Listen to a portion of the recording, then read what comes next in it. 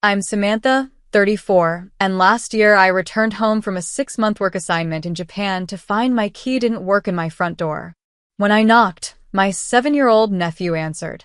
Inside my meticulously decorated home, I found my recently divorced sister Kimberly living with her kids, my furniture rearranged, walls repainted, and my master bedroom taken over. My parents had given her my spare key, claiming, "You barely use this big house anyway." The betrayal crushed me. Before I tell you how I discovered my family had completely betrayed my trust while I was overseas, let me know where you're watching from and subscribe if you've ever had family take advantage of your generosity. My relationship with my family had always been what I'd call complicated but functional.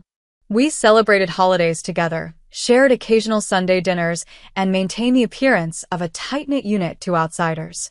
But underneath that veneer, there were always boundary issues, particularly between me and my younger sister Kimberly. Growing up, I was the responsible one. While Kimberly relied on our parents' constant bailouts, I worked part-time through college, saved aggressively, and built my career as a business consultant methodically over 12 years. By 30, I had managed to save enough for a down payment on my dream house, a beautiful 3-bedroom colonial in a quiet suburb with a gardening space that quickly became my sanctuary. The house represented everything I'd worked for: stability, independence, and a place that was truly mine. I spent weekends installing built-in bookshelves, refinishing the hardwood floors, and creating a gorgeous garden with roses, hydrangeas, and a small herb section that supplied my kitchen. Every corner reflected my personality and hard work. My home office overlooked the garden, providing the perfect inspiration spot for my consulting projects. Meanwhile, Kimberly's life took a different path. She married her high school boyfriend Brian right after graduation, had 2 kids by 25, Jack, now 7, and Lily, 5, and never finished her degree. Their marriage had always been rocky, with Brian's periodic unemployment and Kimberly's spending habits creating constant financial stress. I lost count of how many times my parents bailed them out.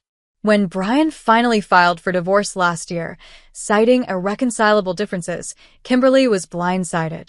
Though anyone paying attention could see it coming, she somehow didn't.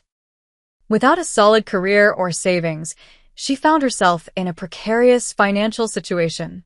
The divorce proceedings dragged on, with custody arrangements and financial settlements remaining contentious. My parents, Linda and Richard, immediately rallied around Kimberly, as they always had. But this time, their expectations for my involvement reached new heights. "She's your sister," my mother would say during our weekly calls. "Family has to stick together during hard times." And I did help. I babysit Jack and Lily some weekends so Kimberly could attend job interviews. I loaned her money for a security deposit on an apartment after she moved out of the house she'd shared with Brian. I even paid for her to take some community college courses to improve her job prospects. But I maintained clear boundaries. I needed my space and financial independence. When a prestigious opportunity came up at work, leading a 6-month project with our Tokyo office that would likely result in a significant promotion, I jumped at it. The timing wasn't ideal with Kimberly's situation, but I couldn't pass it up. My boss made it clear this was a now or never opportunity. "Are you sure you need to go now?" my mother asked when I shared the news at Sunday dinner. "Kimberly really needs support right now. That apartment she found is tiny for her and the kids." "Mom, this is a career-defining opportunity," I explained. "Besides, I've already helped Kimberly more than anyone else outside of you and Dad." My father nodded reluctantly. "We understand, Sam. It's just that family should come first, and that house of yours sits mostly empty while you're at work all day anyway." I should have recognized the calculating look that passed between my parents, but I was too excited about Japan to notice. I made careful arrangements for my absence. I hired Andrea, a graduate student, to house sit, water my plants, and forward my mail. I gave my realtor friend Michael permission to drive by occasionally and check the exterior. I set up automatic payments for my mortgage and utilities. I even created a detailed emergency contact list, leaving a spare key with Andrea and noting that Michael had emergency access if needed. The day before my flight, my mother called with an unusual request. Sam, can you drop off your spare house key with us before you leave? Just in case something happens with your house sitter. I've already given Andrea the spare, and Michael has emergency access, I explained. But we're family, my mother pressed. What if there's a water leak or something and we need to get in quickly? We're only 20 minutes away. To keep the peace, I relented and gave them the location of the hidden key in my garage, intended for extreme emergencies only. It never occurred to me they would interpret emergency so liberally. As I boarded my flight to Tokyo, I felt confident everything was handled. I had no idea that within weeks, my carefully structured life would be completely upended by the people I trusted most. After 5.5 months of intense work in Tokyo, late nights, cultural adjustments, and the constant pressure of proving myself, I managed to complete the project ahead of schedule. My boss was thrilled, the Japanese team impressed, and I secured not only the promotion I wanted, but also a reputation as someone who could handle international challenges. I was riding high as I boarded my flight home, a week earlier than originally planned. The 13-hour flight gave me plenty of time to daydream about sleeping in my own bed, tending to my garden, and enjoying the peaceful solitude of my home. I hadn't told anyone I was coming back early, thinking I'd enjoy a few days of peace before jumping back into family obligations and work meetings. My first hint that something was wrong came when my taxi pulled into my driveway. The curtains in my living room window were different, floral print instead of the solid navy blue I'd left behind. For a moment, I wondered if I was at the wrong house, but the brass numbers beside the door confirmed this was indeed my address. That's strange, I muttered, dragging my suitcase up the front walk. Maybe Andrea had made some decorative changes? I hadn't specifically forbidden it, though it seemed odd she would replace my custom curtains. I inserted my key into the front door lock, but it wouldn't turn. I tried again, jiggling it slightly, but the key definitely didn't fit. My pulse quickened as I contemplated the possibilities. Had the locks been changed because of a break-in? Had Andrea encountered some problem she hadn't told me about? After several more failed attempts, I set down my luggage and knocked loudly. Jet-lagged and increasingly concerned, I was about to call Michael when the door swung open. I found myself staring down at my nephew Jack, his face smeared with what looked like chocolate ice cream. "Aunt Sam," he exclaimed, seemingly unsurprised to see me. "Mom. Aunt Sam is here." I stood frozen on my own doorstep, unable to process what was happening. Before I could form a coherent question, Kimberly appeared behind Jack, wearing yoga pants and one of my university sweatshirts. "You're back early," she said, her tone casual as if this situation were completely normal. "We weren't expecting you until next week." "Kimberly," I managed, my voice barely above a whisper. "What are you doing in my house?" She stepped aside, gesturing for me to enter my own home. Come in, come in." "The place is a bit messy right now. We weren't expecting company." I stepped into what was once my immaculate living room. The furniture had been rearranged to accommodate a large television I didn't recognize. My carefully curated bookshelves were now half empty, with children's toys occupying the spaces where my travel mementos had been. The walls, once a sophisticated sage green, were now painted a bright yellow. "What happened to my house?" I asked, my shock turning rapidly to anger. "And why doesn't my key work?" Kimberly had the decency to look slightly embarrassed. "Oh, about that. "We had to change the locks after Jack lost my key at the park. Safety precaution, you know? I have a new one for you somewhere." She rummaged through a drawer in what used to be my carefully organized entry table, now cluttered with mail, school notices, and random toys. "Kimberly," I said slowly, trying to maintain my composure. "You still haven't explained why you're living in my house." "Mom and Dad didn't tell you?" she replied, looking genuinely surprised. "They said it was fine. The apartment I rented was terrible, mold in the bathroom and noisy neighbors. When they heard Andrea was quitting the house-sitting job, they suggested I stay here instead. It made perfect sense since you weren't using it." "Andrea quit?" This was the first I'd heard of it. "Yeah, about 4 months ago. Something about a research opportunity in California. Mom and Dad said they'd tell you." My head was spinning. "For months?" Kimberly had been living in my house for 4 months without my knowledge or permission. Where are my things? I asked, noticing more and more missing or relocated items. Oh, we had to make some room for our stuff, Kimberly said casually. Most of your things are in the garage or the spare bedroom. We needed the master bedroom because of my back issues. That guest bed was just too small. I climbed the stairs, dreading what I would find. My beautiful master suite, once my personal sanctuary with its carefully chosen furniture and bedding, had been completely transformed. Kimberly's clothes overflowed from my closet. The bathroom counter was cluttered with her makeup and hair products.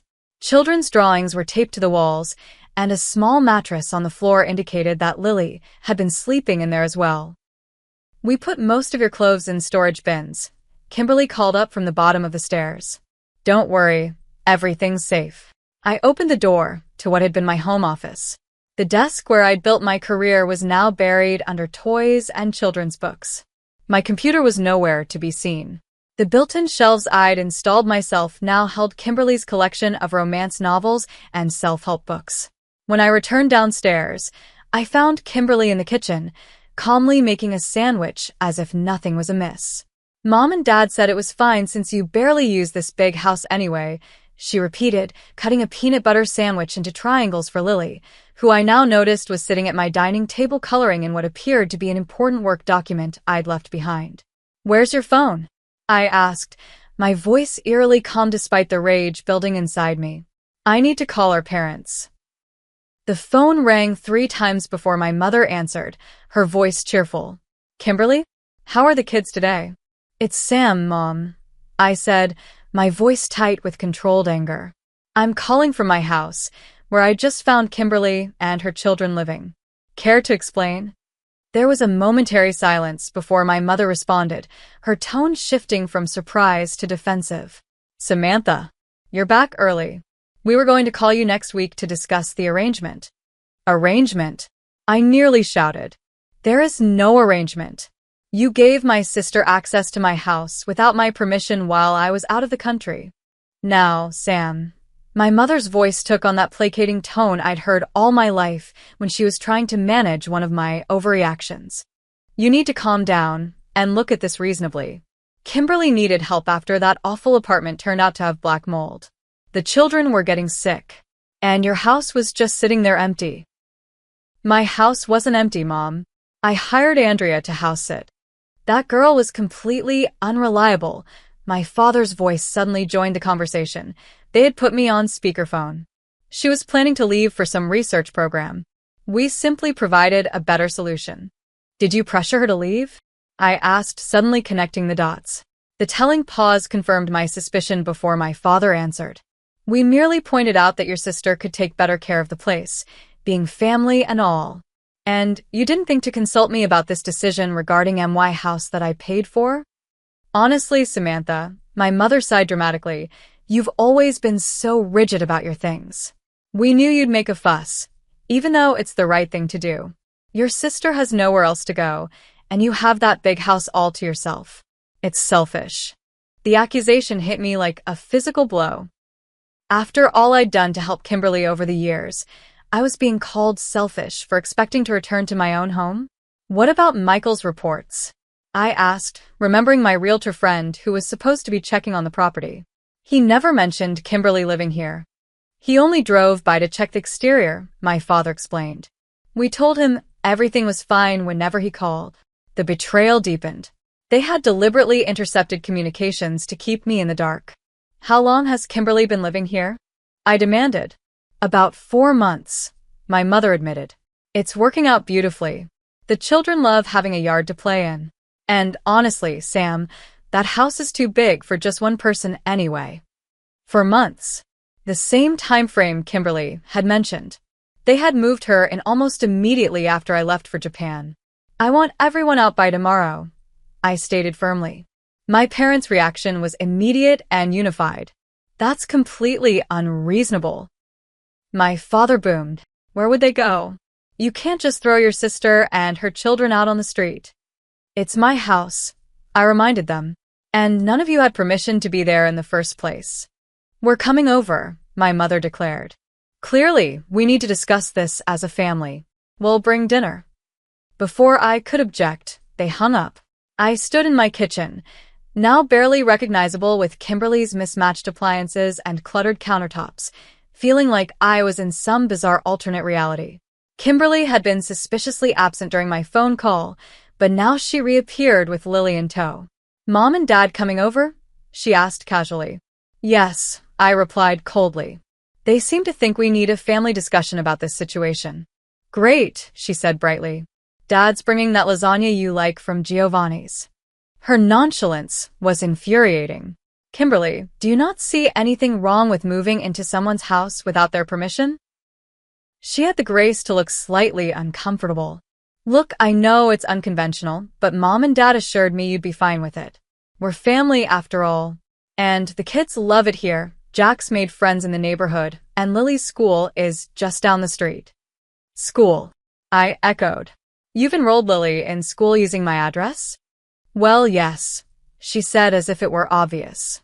"The school district here is much better than where we were before." I massaged my temples, feeling a stress headache forming. This is unbelievable. 2 hours later, my living room hosted the most tense family dinner of my life. My parents arrived with a promised lasagna, acting as if this were a normal Sunday gathering rather than a serious breach of trust. "Samantha," my father began after we'd eaten in uncomfortable silence, "we understand you're surprised, but try to see the bigger picture. Your sister needed help during a difficult time. And I've helped her," I countered. "I loaned her money, babysat the kids, paid for her classes. But that doesn't give any of you the right to move into my house without permission." "It's just a house," my mother dismissed with a wave of her hand. "Family is what matters. Kimberly and the children needed stability. If family matters so much, why didn't you take them in?" I challenged. My parents exchanged glances. "Our house isn't suitable for children anymore," my father claimed. "Your mother converted the spare bedrooms into her craft spaces years ago. And your house is so much bigger," my mother added. "It makes no sense for it to sit empty when family needs it." "It wasn't empty. I lived there. I still live there," I insisted.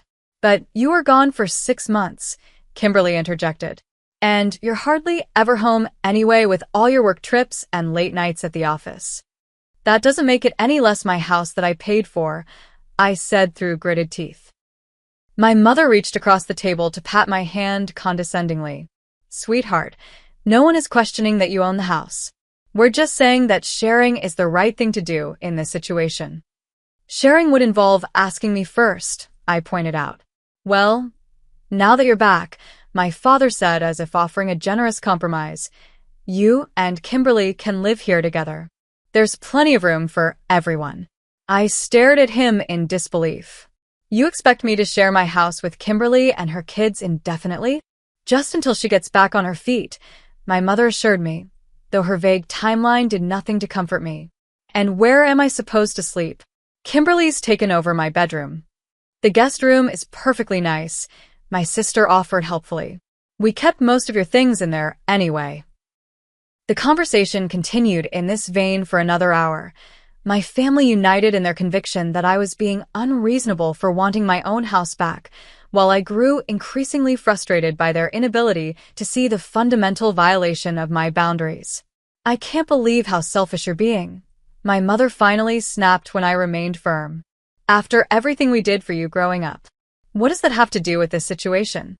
I asked, genuinely confused. "Family takes care of family," my father stated, as if reciting an irrefutable law. "Your mother and I sacrificed so much for you girls. Now it's your turn to sacrifice for your sister." "By giving up my house without even being consulted?" I challenged. "If that's what's needed, yes," he replied without hesitation. "As your parents, we expected better from you, Samantha. Kimberly is going through a divorce with 2 small children. Where is your compassion?" The guilt trip was so blatant it would have been laughable if it wasn't so effective. Despite knowing I was right, I felt that familiar twinge of doubt. Was I being selfish? Should I just accept this invasion as my familial duty? As the evening ended with no resolution, My parents made their position clear. If I forced Kimberly and the children out, I would be severing my relationship with the entire family. Think carefully about what matters more, my mother warned as they prepared to leave. Your precious house or your family.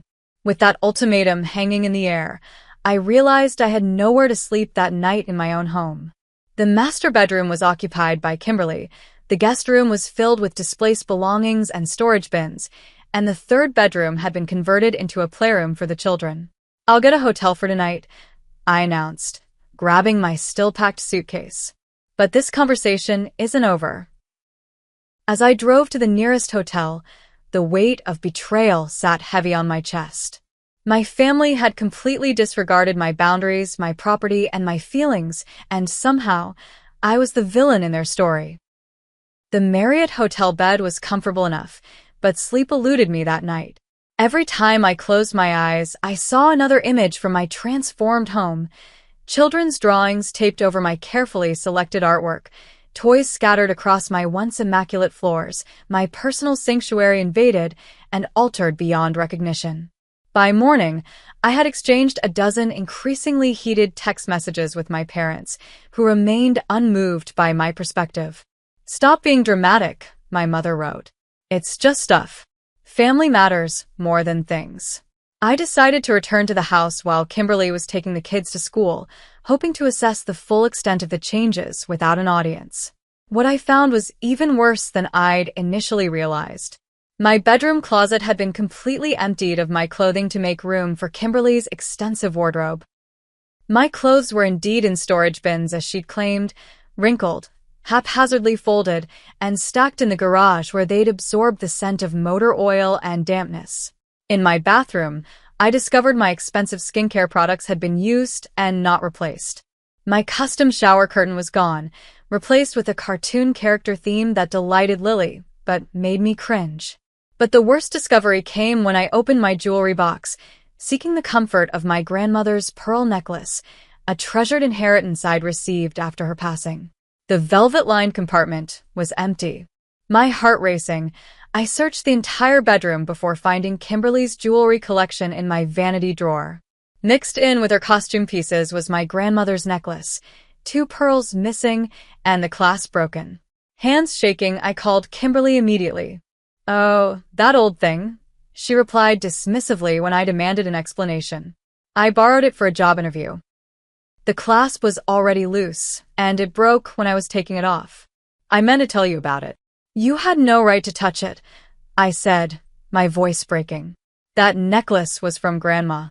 It's irreplaceable." "Don't be so materialistic, Sam," she sighed. "It's just a necklace. Besides, we're sisters. What's yours is mine, right?" That philosophy apparently extended to everything I owned. As I continued my inventory, I found precious souvenirs from my international business trips damaged or missing. My collection of first edition books had been relegated to cardboard boxes in the garage, where water damage had ruined several volumes. My home office was unrecognizable, my desk scratched from children's art projects, my files disorganized or discarded. A knock at the door interrupted my distressing survey. I opened it to find my neighbor Margaret, a retired teacher who had watered my garden occasionally before I left. "Samantha, you're back," she exclaimed. "I thought you weren't returning until next week. Your sister mentioned you'd extended your stay in Japan." Another lie.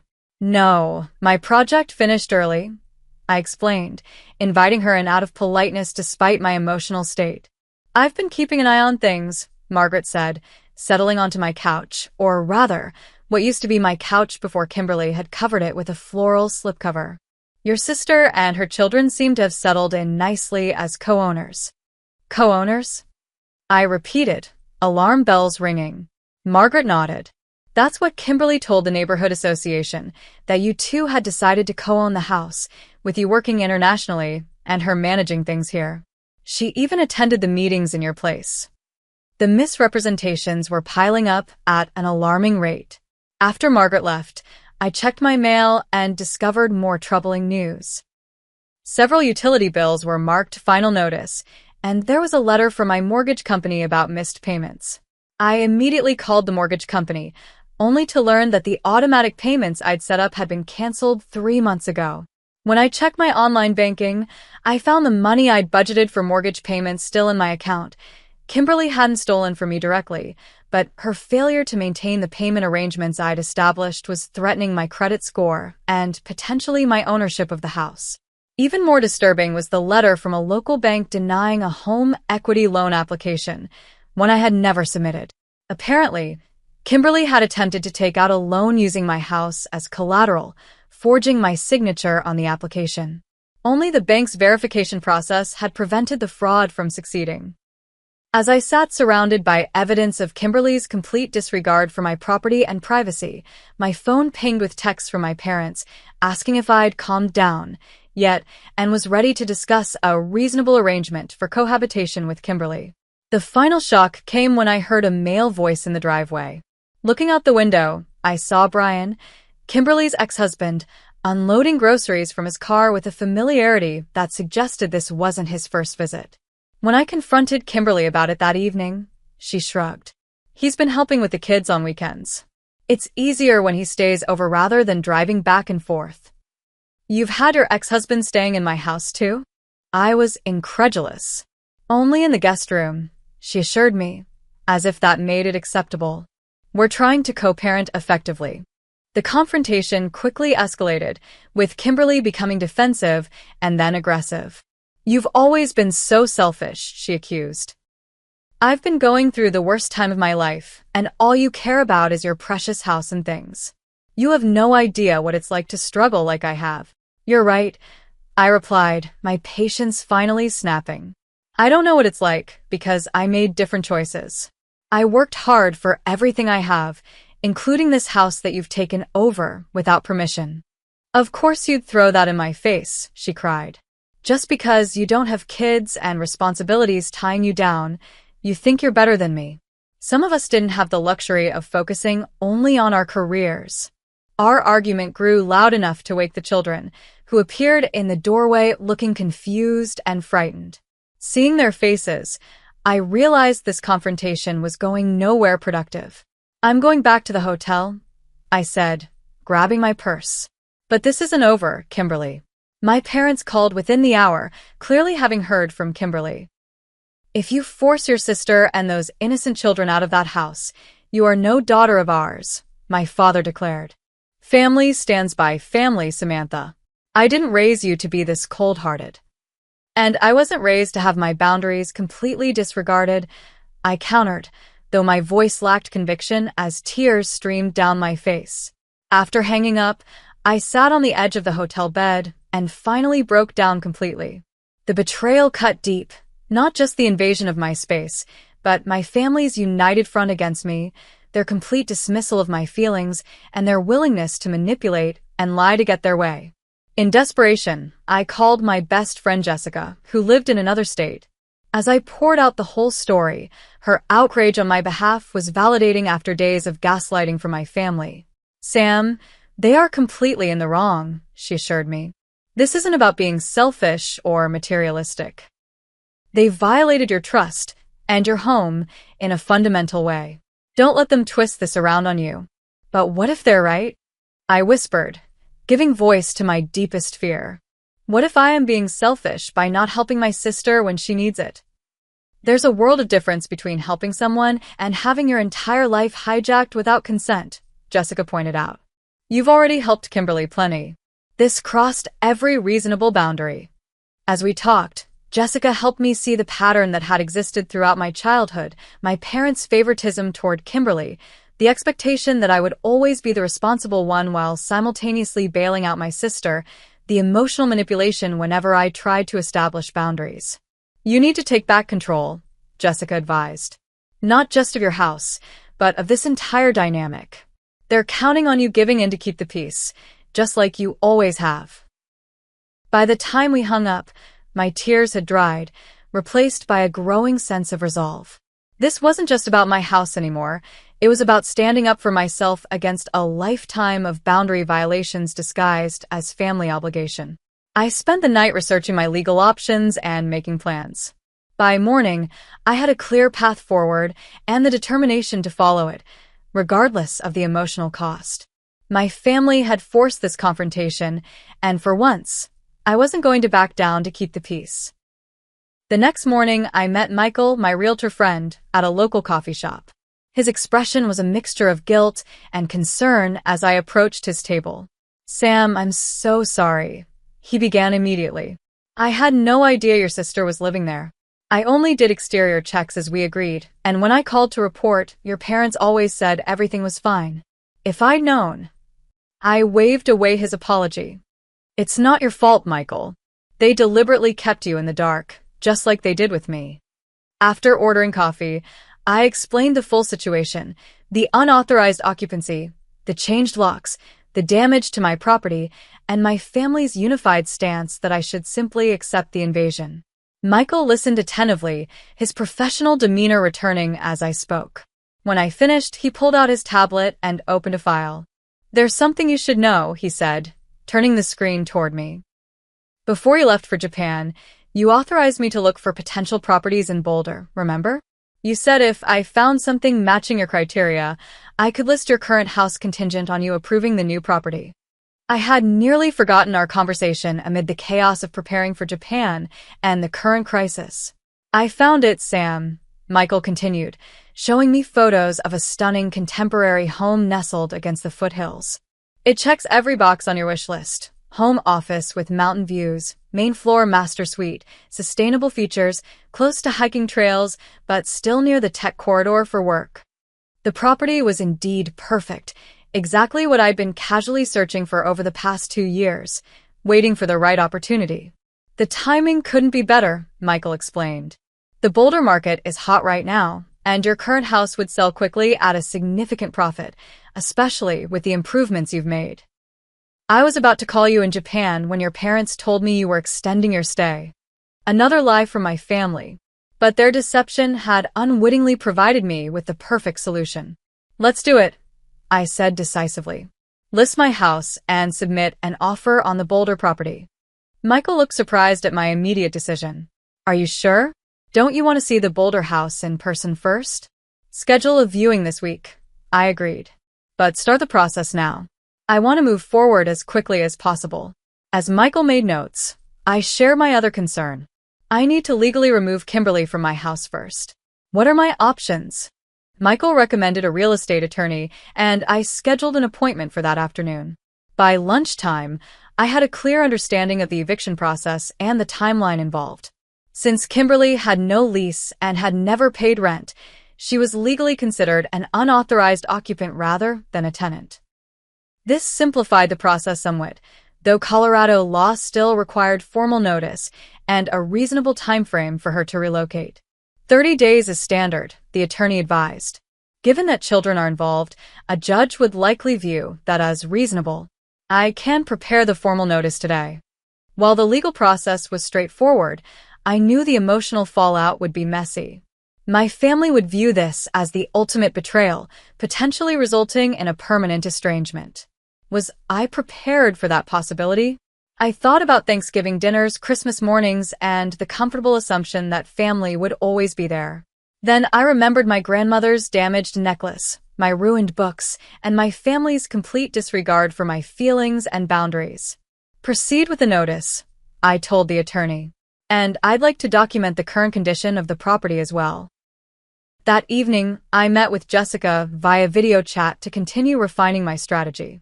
Having worked in corporate crisis management, she had valuable insights about handling difficult confrontations. "You need documentation of everything," she advised. "Photos of the damage, records of the unauthorized changes, copies of all communication. Assume this could end up in court, even if it doesn't."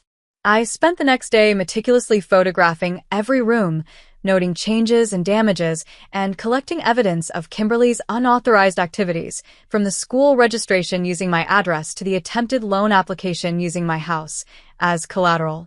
I also set up a security system with exterior cameras that sent alerts to my phone, not because I feared violence, but to document any attempts to remove or damage property once the eviction notice was served.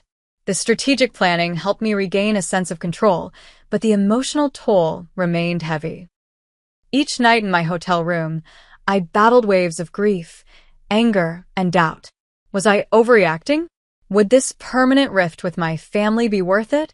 I scheduled a video session with a therapist who helped me recognize the patterns of manipulation and emotional abuse that had characterized my family relationships for years. What you're experiencing is the fog of dysfunctional family dynamics, she explained. Fear, obligation, and guilt. These are powerful tools used to maintain unhealthy patterns and prevent individuals from establishing necessary boundaries. She helped me see that my desire for autonomy and respect wasn't selfish. It was essential for my well-being.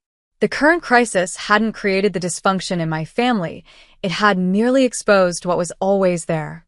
By the end of the week, I had assembled a comprehensive plan with clear timelines and backup options. I viewed the Boulder property and fell in love with it immediately, submitting a competitive offer that was accepted the same day.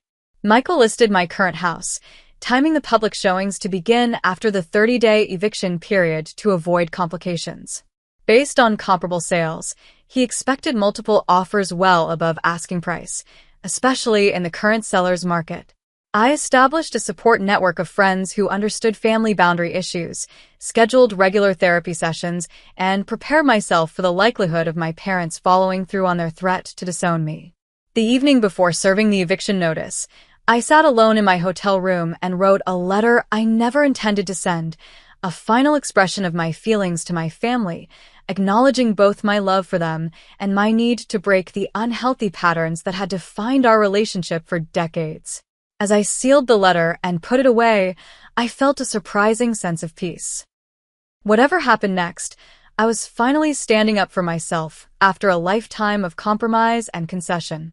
The cost might be high, but for the first time, I truly believed I was worth it.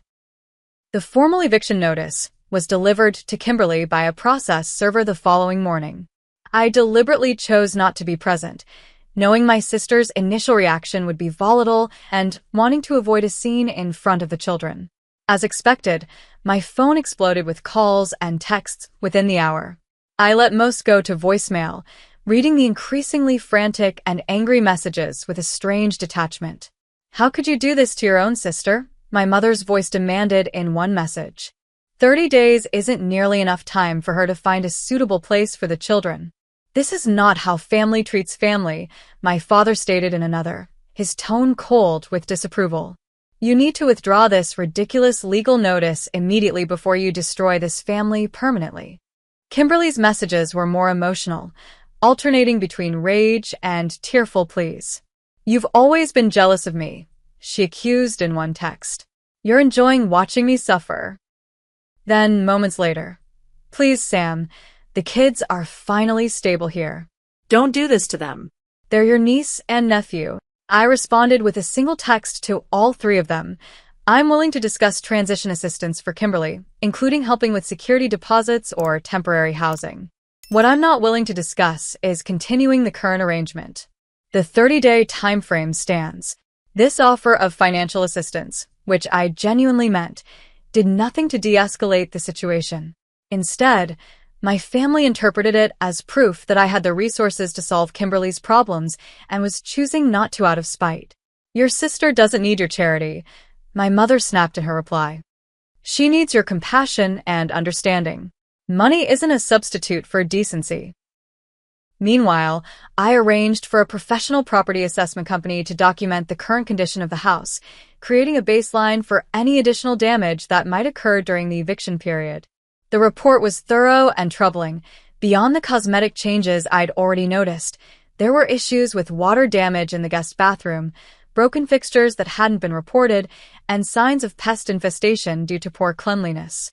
Each day, I checked the security camera footage, noting the parade of family members and friends visiting the house, presumably strategizing ways to fight the eviction or help Kimberly relocate. I recognized my aunts, uncles, and several family friends, all looking somber as they arrived and angry when they left. On day 5, I received a call from an unknown number that turned out to be Brian, Kimberly's ex-husband. "Sam, this eviction is affecting my children," he began without preamble. "Jack's having nightmares and Lily's teacher says she's been crying at school." I'm sorry to hear that, I replied sincerely. But the situation was created by Kimberly and my parents, not by me. Look, Brian continued, his tone shifting to something more reasonable than I'd heard from anyone else in this ordeal. I get that you're upset about them moving in without permission. That wasn't cool. But the kids are innocent in this. Can't you work something out? Maybe give them more time? I've offered to help with transition costs, I explained. And 30 days is the standard time frame. Kimberly knew this arrangement wasn't permanent. Did she, though? Brian asked. Your parents told her this was a long-term solution. They even suggested she enroll Lily in the local elementary school for the full year. This new information was infuriating, but not surprising. My parents had never intended for this to be temporary. They had planned for Kimberly to establish residence in my home indefinitely. After 10 days with no direct communication from my family except angry messages, I received a formal letter from a lawyer representing Kimberly, claiming she had established tenant rights and demanding a 6-month extension of the eviction timeline. My own attorney quickly dismissed these claims, pointing out that without a lease, rent payments, or my permission, Kimberly had no legal standing as a tenant. He responded with a firm but professional letter reiterating the 30-day timeline and warning against any attempt to damage property or prevent the legal sale of the house. This legal response seemed to finally convince my family that I was serious. My father called, his tone significantly less hostile than in previous messages. Samantha, he began, perhaps we can discuss this reasonably. Your mother, and I understand are upset about not being consulted. That was an oversight on our part. An oversight? I repeated. You moved another family into my house without permission, changed the locks, and lied to prevent me from finding out. That's not an oversight, Dad. It was deliberate deception. We were trying to help Kimberly in a difficult situation, he insisted. Our intentions were good. The road to hell is paved with good intentions, I quoted. And good intentions don't justify violating someone's boundaries or property rights. What if we formalize the arrangement, he suggested. Kimberly could pay rent, sign a lease. You wouldn't even have to deal with her directly. We could manage it. The house is being sold, I stated firmly. I've accepted an offer on another property and listed this one with Michael. There was a long silence before my father spoke again, his voice tight with controlled anger. You're selling the house just to spite your sister? That's a new low, Samantha. I've been considering moving for over a year, I corrected him. Michael was already looking for properties before I left for Japan. This situation just accelerated my timeline. So that's it? You're throwing your sister and her children out and moving away? What about this family? What about my feelings and rights, Dad? Not once in this entire ordeal has anyone in this family acknowledged that what you did was wrong. You're still trying to make me the villain for expecting basic respect for my property and boundaries. The conversation ended with no resolution, just like every other interaction with my family throughout this crisis. But something had shifted. They finally seemed to understand that I wouldn't be manipulated or guilted into backing down. 2 weeks into the eviction period, Michael informed me that we had received 5 offers on my house, all above asking price. The top offer was nearly 20% over my listing price, with minimal contingencies and a flexible closing date to accommodate the current situation. The buyers know about the occupancy issue? I confirmed. Yes, Michael assured me. I've been transparent about the 30-day eviction process. They're willing to wait for clean possession. I accepted the offer, setting the closing date for 2 weeks after the eviction deadline to allow time for any necessary repairs and cleaning. The next day, I drove to the house, steeling myself for another confrontation. It was time to inform Kimberly directly about the pending sale and what it meant for her timeline. I found her in the kitchen, surprisingly alone.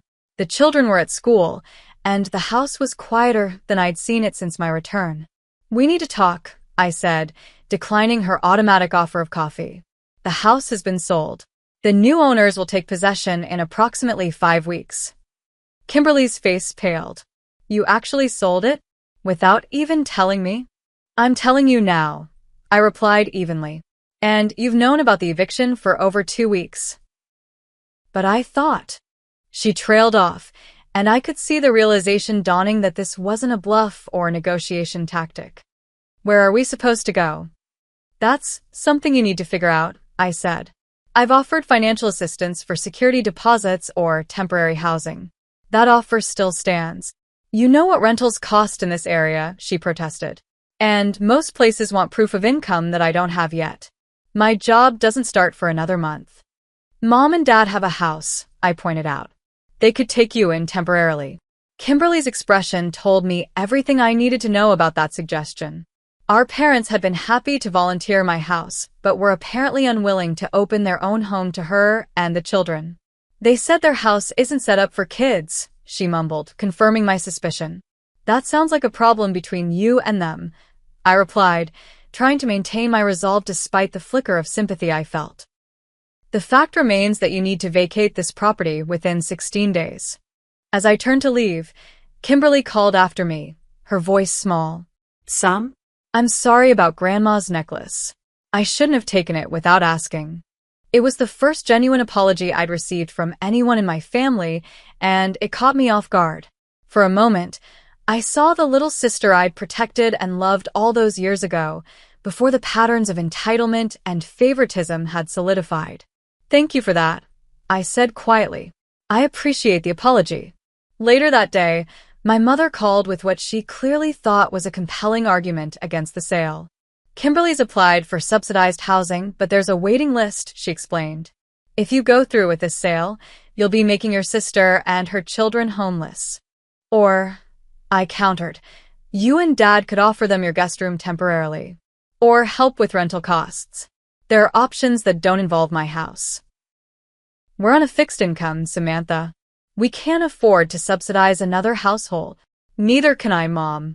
And it's not fair to expect me to give up my house indefinitely because of Kimberly's situation. I never thought you could be this heartless, she said before hanging up. The final days of the eviction period were tense, but relatively quiet. Through the security cameras, I observed a gradual exodus of possessions, furniture being loaded into a borrowed truck, boxes carried out by friends and family members. 3 days before the deadline, I received a terse text from Kimberly. We'll be out by Friday. Rented a place in Lakewood with Brian's help. I felt a surprising surge of relief that she had found a solution, even as I recognized that this resolution didn't heal the deeper wounds in our family relationships. On the final day, I arrived with Michael and a locksmith to change the locks once again. The house was empty of Kimberly and the children's possessions, though the damage and alterations remained: painted walls, stained carpets, scratched hardwood floors. The repairs will come out of your proceeds, Michael reminded me. But given how much over-asking you're getting, you'll still come out well ahead. As we walked through the vacant house, I found a note taped to the refrigerator in my mother's handwriting. I hope your empty house brings you more happiness than your family did. The guilt trip was so predictable it almost made me laugh. Instead, I removed the note and tucked it away with the unsent letter I had written weeks earlier, artifacts of a family dynamic that had finally reached its breaking point. That evening, as I settled into my hotel room for what would be one of my final nights in the city, I received an unexpected call from my father. I still don't agree with how you handled this, he began, his voice gruff. But your mother and I have agreed to let Kimberly and the kids stay with us until she finds something permanent. It was as close to a concession as I was likely to get. I'm glad to hear that, Dad. Will we see you before you move to Boulder? The question contained a wealth of unspoken complexity, an acknowledgement of the rift, perhaps even a tentative olive branch. I don't know, I answered honestly. I need some time. Family is forever, Samantha, he said, his standard refrain. So are the consequences of how we treat each other, I replied quietly. After we hung up, I looked around the impersonal hotel room that had been my home for weeks. Soon, I would be in a new city, in a house that was truly mine, without the weight of unhealthy family expectations pressing down on me. The cost had been high, possibly a permanent estrangement from my family, but for the first time in my life, I had stood firm in defense of my own boundaries. Whatever came next, I would face it on my terms, not as the perpetual peacekeeper and problem solver my family had always expected me to be. In that moment of clarity, despite everything, I felt strangely free. 6 months after the eviction drama, I stood in my new living room in Boulder, watching the alpenglow turn the Flatirons a brilliant shade of pink. The contemporary house, with its wall of windows facing the mountains, had proven to be everything I hoped for: peaceful, private, and completely mine. The sale of my previous house had gone through, without further complications. The final selling price was 22% above my asking price, providing a substantial cushion for the purchase of this property and the necessary renovations to repair the damage Kimberly and her children had left behind. Michael had managed the closing process flawlessly, and the new owners, a young professional couple, seemed thrilled with the house despite knowing its recent history. "They're planning to repaint anyway," Michael had told me with a wink. So Kimberly actually saved them some prep work. The move to Boulder represented more than just a change of scenery. It was a fresh start, a physical manifestation of the boundary setting I had begun during the eviction process. My new home security system included cameras and an advanced electronic lock that allowed me to grant temporary access codes to visitors. No spare keys hidden in the garage for family members to discover in my absence. Communication with my family remained minimal and strained. Kimberly and the children had indeed moved in with our parents, a situation that, according to my Aunt Elaine, the only family member who still called regularly, was testing everyone's patience. The spacious craft rooms my mother had claimed made their house unsuitable for children had been hastily converted back into bedrooms, and the fixed income that couldn't support another household was somehow stretching to accommodate 3 additional people. I sent birthday cards to Jack and Lily with generous gift cards enclosed. My issues with their mother and grandparents weren't their fault, but otherwise maintained my distance as I processed the betrayal and worked through my feelings with Dr. Winters, my therapist. Family estrangement is rarely a single event, she explained during one of our sessions. It's usually the culmination of long-standing patterns that finally reach a breaking point. We had identified those patterns in my family: the expectation that I would always sacrifice for Kimberly's needs, the dismissal of my feelings and boundaries, the emotional manipulation whenever I asserted independence. The house invasion had merely been the most dramatic manifestation of dynamics that had existed all my life. "Does it ever get easier?" I asked Dr. Winters during a particularly difficult session after my mother had left a tearful voicemail accusing me of destroying this family. "The guilt does fade," she assured me. "As you build a fulfilling life with healthier relationships, the absence of toxic dynamics becomes its own reward." And I was building that life. My promotion after the successful Japan project had come with a substantial raise and the flexibility to work remotely most days. I joined a local hiking group, made friends with my neighbors, and even started dating again after years of focusing primarily on my career. My new friend circle included several people who understood family boundary issues from personal experience. We jokingly called ourselves the Holiday Orphans and had begun planning gatherings for traditionally family-oriented celebrations like Thanksgiving and Christmas. Blood family isn't the only kind of family, my neighbor Trevor, who hadn't spoken to his emotionally abusive father in a decade, reminded me during one of our coffee mornings. "The family you choose often loves you more authentically than the one you were born into." 4 months after moving to Boulder, I received an unexpected email from Brian, Kimberly's ex-husband. He and Kimberly had reconciled and found an apartment together, moving out of my parents' house and working to rebuild their relationship. "I wanted to thank you," he wrote, surprising me. As difficult as the eviction was, it forced Kimberly to face some hard truths about dependency and entitlement. "We're both in counseling now, individually and as a couple, and things are better than they've been in years." He included a recent photo of Jack and Lily smiling in front of their new apartment building. "They ask about their Aunt Sam sometimes," he added. "If you're ever open to it, I know they'd love to hear from you directly." I sent the children a care package the following week: books, educational games, and a letter telling them about the hawks that nested near my new house. I made no promises about visits, but left the door open for future communication. My parents were a more complicated matter. After months of angry messages and guilt trips, they had shifted to a strategy of pretending nothing significant had happened. My mother's occasional texts asked about work and weather as if we were merely catching up after a busy week, not navigating the aftermath of a major family rupture.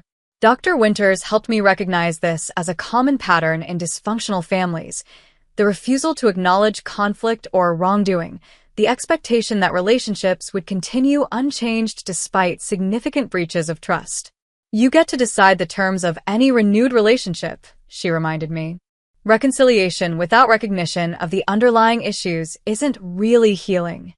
With that guidance, I established clear parameters for my limited contact with my parents: short phone calls once a month, no unannounced visits, a boundary made easier by the 2-hour drive between us, and immediate disengagement if they attempted to guilt me about the house situation or my distance from Kimberly.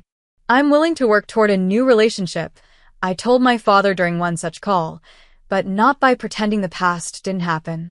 You and Mom made choices that damaged my trust. Rebuilding that will take time and effort on everyone's part." He was silent for so long, I thought the call had dropped. Finally, he sighed. "We were trying to help your sister." "I know," I acknowledged. "But you did it by hurting me. Both things can be true at once." That conversation didn't magically resolve our issues, but it established a foundation for potential healing, one based on honesty rather than pretense. My mother remained more resistant to accountability, but even she had begun to acknowledge, in small ways, that their approach had been problematic. "We should have talked to you first," she admitted during our most recent call, though she immediately followed it with, "But we knew you'd say no." Baby steps, Dr. Winters called these small acknowledgments. The journey toward healthier family dynamics, if possible at all, would be measured in years, not weeks or months. As spring bloomed in Boulder, bringing wildflowers to the trails behind my house, I found myself reflecting on the lessons of the past year with surprising gratitude. The house invasion, painful as it was, had forced me to confront patterns I had accepted for decades. It had clarified my values and strengthened my resolve to live according to them, regardless of family pressure or societal expectations about obligation. I had learned that helping others shouldn't require martyrdom, that generosity freely given was different from sacrifice extracted through manipulation. I had discovered that standing up for myself, while initially uncomfortable and met with resistance, ultimately led to greater peace than constant capitulation ever had. Most importantly, I had learned that family relationships, like all relationships, required mutual respect to thrive. Love without boundaries wasn't really love at all. It was an unhealthy dependency that stunted growth on both sides. As I watched the sunset from my deck that evening, I felt a sense of peace that had eluded me for much of my life. The future of my family relationships remained uncertain, but I faced that uncertainty from a position of strength and self-knowledge rather than anxious people-pleasing. Whatever happened next would happen on my terms, in my time, in my way. And that made all the difference. Have you ever had to set difficult boundaries with family members? What was the hardest part for you? The guilt, the confrontation, or something else entirely? I'd love to hear your thoughts in the comments below. If this story resonated with you, please give it a like and subscribe to hear more stories about navigating complicated family dynamics and finding your own path. Share with someone who might need to hear that setting boundaries isn't selfish. It's essential for healthy relationships. Thank you for listening to my journey, and remember, family is important, but so are you and your boundaries.